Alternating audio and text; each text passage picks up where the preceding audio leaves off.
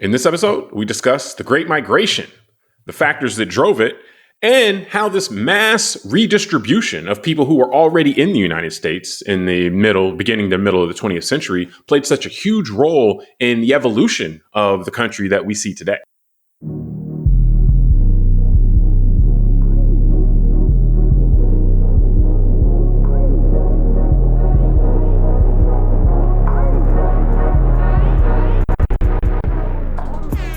Hello, welcome to the Call Like I See It podcast. I'm James Keys, and joining me today is a man whose proficiency in podcasting makes him quite the creator, Tunde Ogunlana. Tunde, are you ready to show him today how things can get kind of sticky out there? Yeah, I was looking for that guy you were talking about until I realized you're talking about me. So I appreciate your your confidence in my ability to do a good podcast. Hey, I'm counting on it, man. Let's see what the audience thinks when we're done with this hour. All right. Now, before we get started, if you enjoy the show, I ask that you subscribe or hit like on YouTube or your podcast platform. Doing so really helps the show out. Now, recording on February 18th, 2025. And today we wanted to discuss the Great Migration, which is the 20th century American phenomenon that took place over 5 decades, really from about 1910 through about 5 or 6 decades, because it's really from about 1910 to around 1970. And it entailed over 6 million Black Americans leaving rural areas of the U.S. South and moving, migrating to northern and western urban areas, so cities. And while this may not be discussed as much as something like immigration through Ellis Island, as far as the development of the United States through from the 1800s that we see to really the 21st century country we have today, the Great Migration played a huge role in how many of the major events of the 20th and 21st century have played out, and just the regional look of the country that we kind of take for granted today. So it's worth taking a look at. As a part of today's discussion, we specifically did check out the 2025 documentary series, Great Migrations, A People on the Move by Henry Louis Gates, which is currently airing on PBS and you can find on Amazon Prime and on YouTube as well. So Tunde, to get us started today, what stood out to you as far as taking a look at the 20th century phenomenon known as the Great Migration? A lot of things stood out, which I know we'll discuss today. But actually, what stood out to me, just for, to answer you directly right now, a couple things. One was what you actually just alluded to, which is, I think, very curious, that we're used to hearing about migration from certain parts of the world into the United States. And like you said, Ellis Island being a great example of some of that migration that happened, let's say, late 1800s to early 1900s from certain parts of Europe. But like you had just also cited, that the Great Migration internally in the United States, from south to north, from south to west, areas like that, from rural to urban, had involved about 6 to 6.5 million people over a period of around 1910 to 1970. So, and to your point is well taken. That's why I said through this conversation we'll point out other things that stuck out to me, but culturally and all that. But I think those.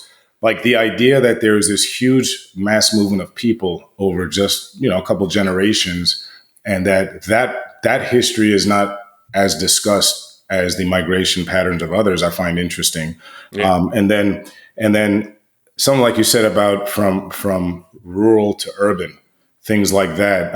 And Henry Louis Gates, who was the narrator and the main person in the documentary explaining everything, I quoted what he said. He says, quote, people went from medieval America to modern America. Yeah, talking about me, that the U.S. South was medieval. That stood out to me, that too. Stuck out to me. Yeah. Now, that stuck out to me a lot, James, because it speaks to the real differences between the southern states, their culture and their economies, to the rest of the country. And I think that cultural contrast, from a cultural standpoint, maybe not as much economic, even though I know economic, it's still there. I think that still resonates with us as a country today. So the cultural contrast, and some of this started to change, and you get to the later parts of the 20th century. The cultural contrast was a big part of what drove the migration, and it leads to a lot of the economic stuff, kind of the approach that was built into the culture. It was not one of abundance in the South. And so it's hard to build a really substantial economic engine without a mindset of abundance. So if everything is always about, turning everybody against themselves, in a region. The thing that stood out to me, though, is really of how much this was a very American story, that it's driven by optimism more than fear, was what really and I learned about this, a long time ago, and I've looked at things on it, and it always felt that the part that was always emphasized to me was that, that terrorism was the way of the world in the South, and there's all these lynchings and, that's just terror campaigns is how societies were kept in line, essentially. And so I always viewed the migration from the lens of, well, yeah, if you live in a place where terrorism is the norm, then you want to go somewhere else, and because, who would want to stay there? But what I really saw, and then it really, in the documentary, we made this connection directly, talking about the first wave of migration and then also a second wave. Each of these were connected to one of the world wars. And the waves were driven by, in significant part, the availability of jobs in these northern or western cities that were these jobs that were open because of the war effort and so forth. So because the terror campaign, it went back into the 1800s as well. It didn't just start in 1910, 1915 that the terror campaigns were starting. So they were there the whole time. But it was those were the backdrop. But then there were all these jobs that were opening, and people were hearing about that. And that's when people were like, "Yo, let's go!" And so that it was something that the conditions that really spurred it were about optimism. And hey, let's go find let's go find employment. Let's go find something that we can build that drove this. It really put it in American life, because that's what we always kind of romanticize about Ellis Island. Is like people left everything they knew and just went out there on the promise of that they could work for a better life. And that's really what this Great Migration was about as well. Yeah, well, and let's add to it, right? The migration of Americans out west in the 1800s, right? The Oregon Trail, all that kind of stuff is the same type of idea of opportunity, go-getter. And the thing is, and I think that's a big inflection point in American culture too, because, and this goes back to some of the conversations you and I have had on this show previously, like this idea of recognizing a certain level of cultural respect that's given to some Americans and not others. And I think this is a good example where there's a group of Americans that we're discussing in this Great Migration piece that had the same ambition, same desire to give their kids a better life, same desire to kind of be left alone in their communities and not be terrorized, all that. And same willingness to drop everything and everything and just go. Yeah. Wherever they were at and go for new opportunities and become successful and in those endeavors. And so, and that's where you get to, again, this unspoken part of American history where, and this is the interesting part, James, to segue into the two waves of the Great Migration. The first being kind of the post-Reconstruction era, the 1910 to maybe the 1920s. And then you had the second wave, like that post part World War II. Spurred by World War I, yeah. Yeah. But think about, James, a similarity, which is people wanting to move somewhere else to start anew. They do it and it works. Right. And then you have, for example, the Red Summer of 1919, which, culminated that era. The famous one was the burning of the Greenwood district in Tulsa, Oklahoma in 1921. And I feel like I learned a lot in this documentary for the kind of the second migration when it came to things like the redlining, the kind of segregation in the northern cities, as well as things like eminent domain being used to drive highways through thriving communities. And it seems like every time the people who migrated actually created something of economic value and success, the system came in, whether it was mobs in the early 20th century or the actual municipalities making decisions in the middle to late 20th century of creating highways through successful business districts, that the people who migrated and made something of themselves, it was kind of destroyed in a sense. And I didn't know that growing up. But I don't want to jump too far ahead because like you kind of took us over through a big part of the chunk of the story there. Looking at the specific of, yes, as you pointed out, there were a lot of ways in which this was successful. And then there were ways where it left something to be desired. I mean, I think one of the things that was done well in the particular documentary that you referenced, and like I said, that we looked at this and we kind of tracked it a little bit because it was organized very well in the documentary. And this is a 4-part piece that has been airing over the last month. The last piece airs, like imminently, and so it should be out by the time this releases. And the tracking of, because this is a movement that was really driven in many respects by jobs and even word of mouth, like in the first wave, and this around this World War I area, it's the people working on the railroads that are coming back and saying, hey, there's a bunch of jobs up north, you can go up there and get jobs, and people would do that. Or the second wave that kind of really picked up around the World War II time and led into that.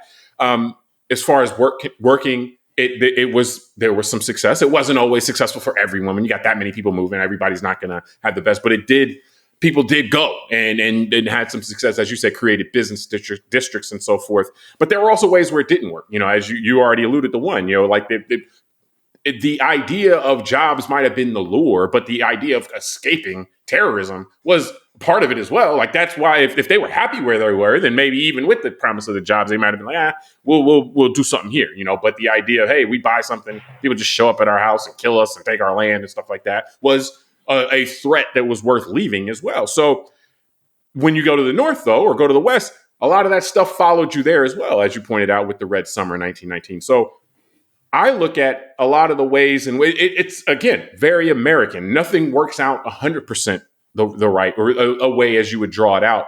But it did reshape kind of what America was. When you had 90% of all African Americans living in the South prior to this, and then you distribute it out, and it's about 50% in the South and then 50% elsewhere, that's a substantial change. And then that sets the stage for Black Americans not just being a Southern phenomenon, but a phenomenon that is a part of American culture all throughout, which, again, I would consider that a success on a large scale. Maybe not as an individual story, but on a large scale. And you end up with Black population centers in Harlem and the Harlem Renaissance and stuff like that. You end up with Motown and, like in Detroit. And then you got these centers in Chicago and Los Angeles, all over. So in terms of kind of the ways things worked out or the ways that things didn't work out, where are the things were there anything that stood out to you? Yeah, I mean, several things. One of the things, just to piggyback on what you're saying, I drew a direct line in my mind because it was very interesting about the need for labor during World War II in the shipbuilding industry, both in the Oakland area, Northern California, and then in Southern California, San Diego and all that. And, one of the neighborhoods that Blacks populated in the Los Angeles area was South Central Los Angeles. And I kind of thought to myself, James, in preparing for even this discussion today, what do we see in the Super Bowl halftime show last week? We saw a retired tennis star doing a crip walk in front of the whole world. And and that is a cultural phenomenon from South Central Los Angeles. And I just thought about the influence of the Black American culture on the world. And to learn that, like you said, 90% of Black Americans were in the South until 1910. And so this idea that Blacks are urban. Though, just real quick. So that's like one culture, that's not going to be a very diverse culture, and diverse experience. But once you spread all these people out, then you have a distinct Southern California Black culture. And then you have a distinct New York Black culture. And all these different cultures then start independently evolving and becoming, also, as you point out with the Super Bowl, becoming part of America's larger culture as well. Yeah. And so it really creates a more robust kind of contribution to the American culture. No, I mean, think about what you're saying. You're right. Coming out of the South, what comes out of the South? Culture like the blues culture, which once it was translated, those migrants ended up in cities like Chicago and Detroit. Soon after, what do you get? You get rock and roll, right? You get all these other genres, and you get jazz in Harlem and Detroit and these areas. In the West Coast, what do you get? You get different cuisine that is brought by the people from the South, and it creates a new genre of food and culture there. So this is, again, it's amazing reading this stuff because there's so much influence that this one group of Americans has brought to the rest of the country, and then through the proliferation of Hollywood and the media to the rest of the world. And how this story has progressed over time is just something that has not been told. And that's what I mean. Other things, for example, when blacks realized that they were also being segregated in the North, but it was different, right? Well, yeah, because you had talked about it. You talked about like the redlining and stuff. Yeah. That was really a part of this post-World War II life.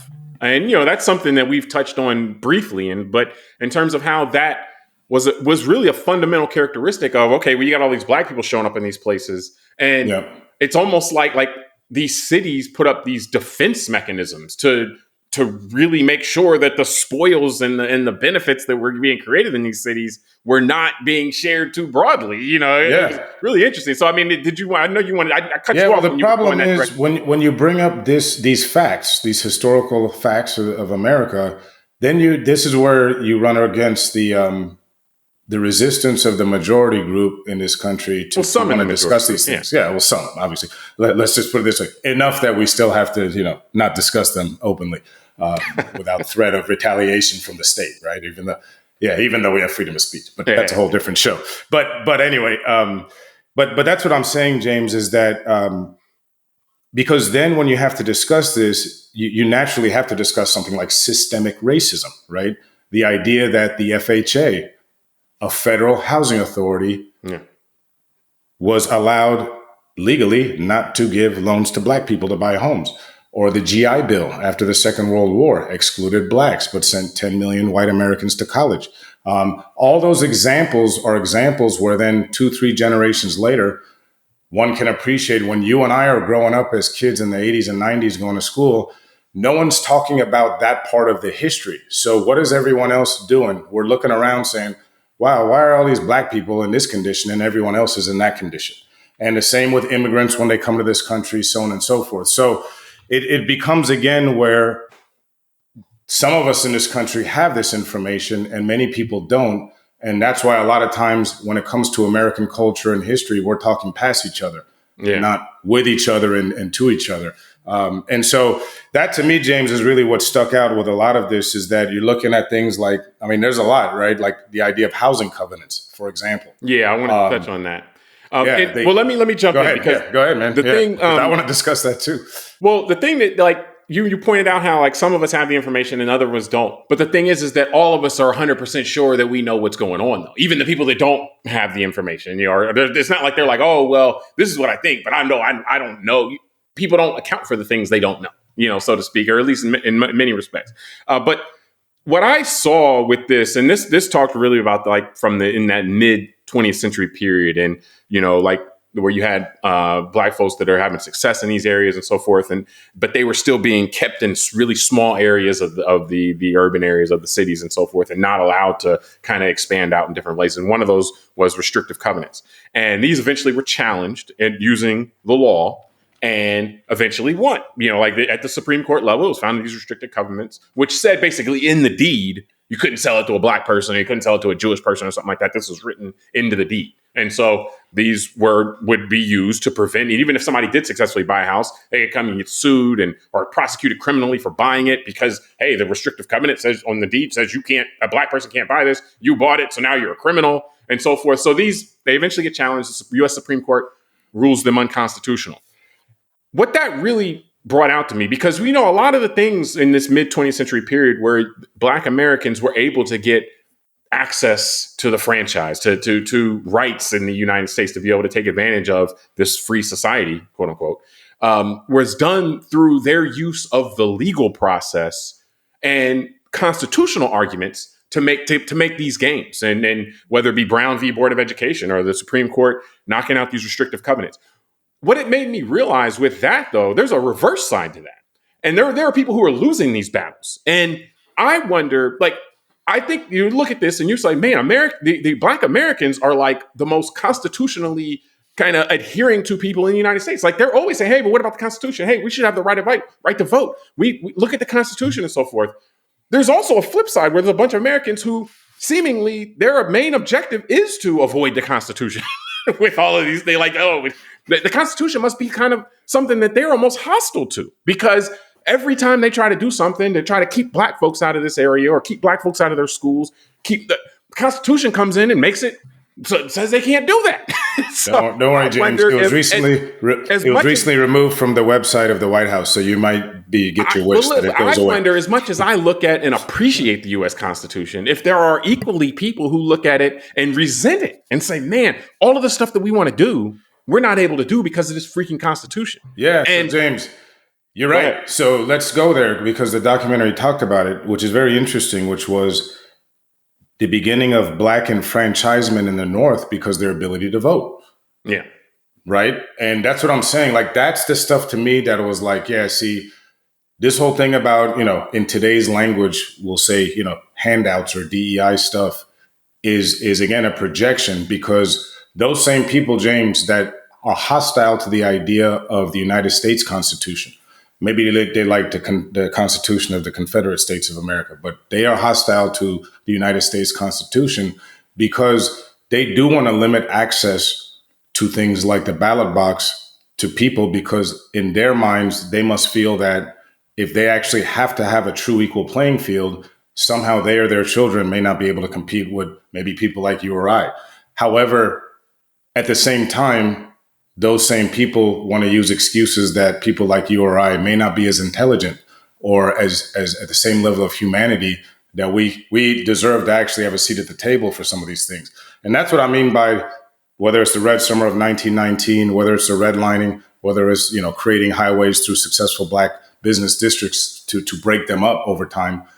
It's this idea that every time in the last 160 years that Blacks have asserted themselves when given the opportunity of equality and have shown that they can compete, Tuskegee Airmen, another example, you're right, there is a certain amount of people, not everybody, that are so hostile to that they are willing to, whether it's usurp the Constitution or do undemocratic things, because emotionally, I guess they just can't accept. Yeah, it's that inevitable black backlash that's always seen.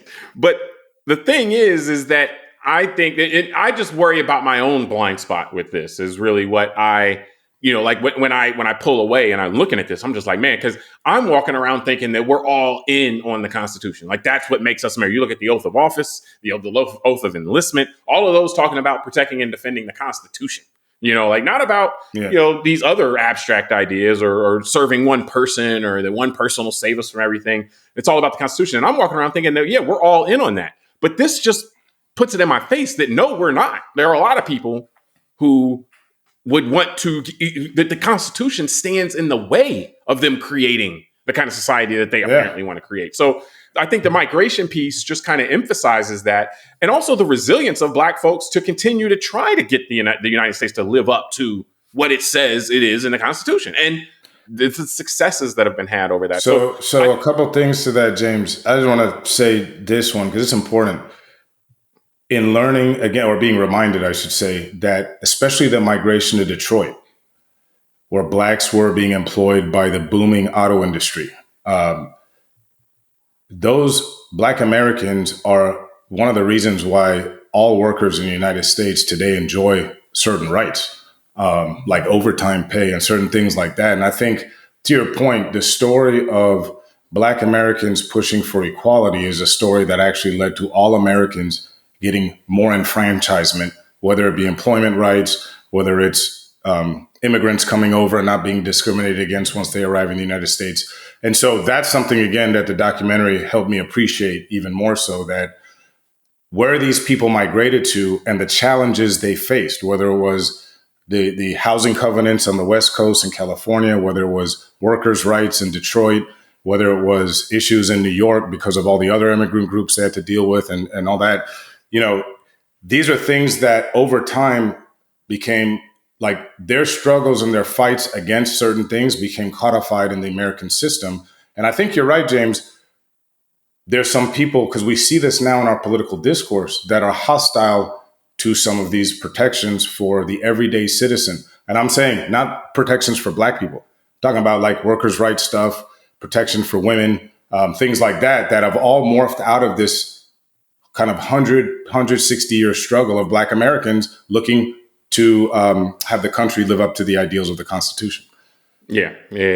I mean, and I think that what we see with that is ultimately, you always reference it in kind of the terms of the divide and conquer thing. And like when a group pushes for better conditions and they're using things like the U.S. Constitution, what happens is that if they're successful, then the benefits of that can benefit everyone because the Constitution is supposed to apply to everyone. That's their argument, is that, hey, you can't pick and choose who these benefits apply to, or equal protection under the law is not, hey, let's take care of Black people. That's everybody's supposed to have equal protection. So if one group is able to advance the idea of equal protection and say this applies to restricted covenants and housing, then everybody gets to benefit from that. And so it changes the face of American society.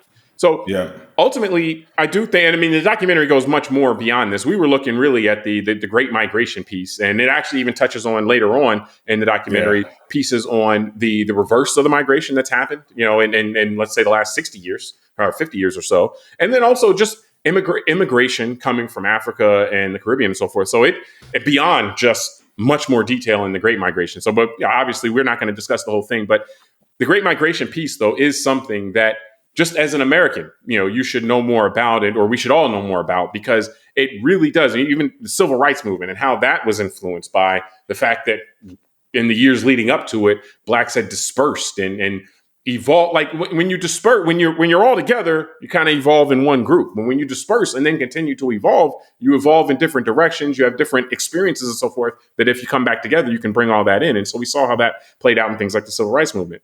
But I think we can close up this part for right now, this part of the discussion, but definitely would recommend the view the documentary series, and just to continue to looking at things like the Great Migration and understanding, the way things have unfolded in American history and how that affects and influences the life that we all lead. So I think we'll close up this part. We appreciate everybody for joining us on this part of our episode, and we'll talk to you soon.